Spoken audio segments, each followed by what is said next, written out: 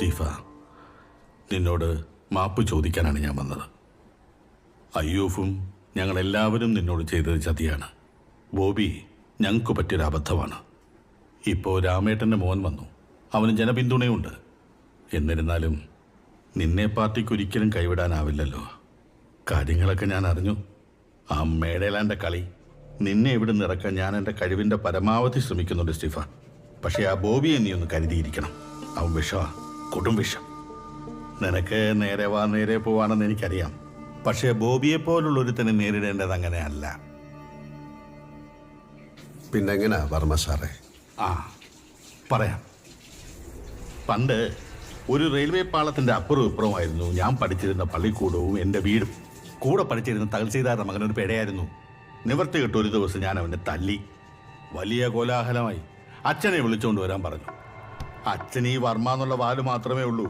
പലിശയ്ക്ക് കൊടുപ്പും ഭൂമിയുടെ പാടും കള്ളിഷാപ്പും ഒക്കെ ആയിരുന്നു. തഹസീൽദാർ ഒത്താശയില്ലാതെ ഒന്നും നടക്കുകയില്ല.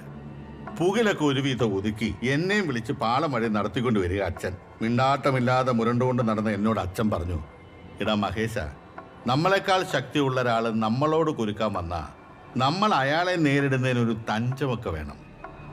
ഇപ്പതാ അവിടുന്ന് ഒരു തീവണ്ടി വരും. നിന്റെ ഒപ്പം നടക്കുന്നത് തഹസീൽദാരുടെ ചെക്കനാണെന്ന് വിചാരിക്കുക. അവൻ നിന്നെ ഒരുപാട് ദ്രോഹിച്ചിട്ടുണ്ടേ. അപ്പം നിനക്ക് അവനോട് വൈരാഗ്യമുണ്ടേ.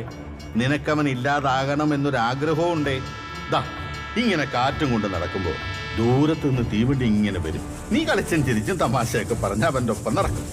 തീവണ്ടി അടുത്തെത്തുമ്പോൾ കൈമുട്ടുകൊണ്ട് ചെറുതായിട്ടൊരു തട്ട് ഒരു തട്ട്. തീർന്നേ. നമ്മളെ ആരും സംശയിക്കുകയില്ല. തീവണ്ടി അവനെയും കൊണ്ടുപോവുകയും ചെയ്യും. രാഷ്ട്രീയത്തിൽ ഞാൻ ഇന്നും പാലിക്കുന്ന ഉപദേശമാണ് അച്ഛൻ അന്ന് തന്നത്. സ്റ്റീഫനും നിന്റെ കൂടെ നിന്ന് നിന്നാൽ മതി. ബോബിയെ നമുക്ക് അതേപോലെ അങ്ങ് തട്ടാം. ഉപദേശം കൊള്ളാം വർമ്മ സാറേ. പക്ഷെ ചെറിയൊരു പ്രശ്നമുണ്ട്. തൻ്റെ തന്തയല്ല എൻ്റെ തന്ത.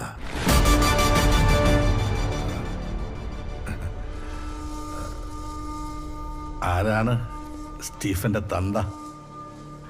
അല്ല, അത് പി കെ രാമദാസ് ആണെന്നൊരു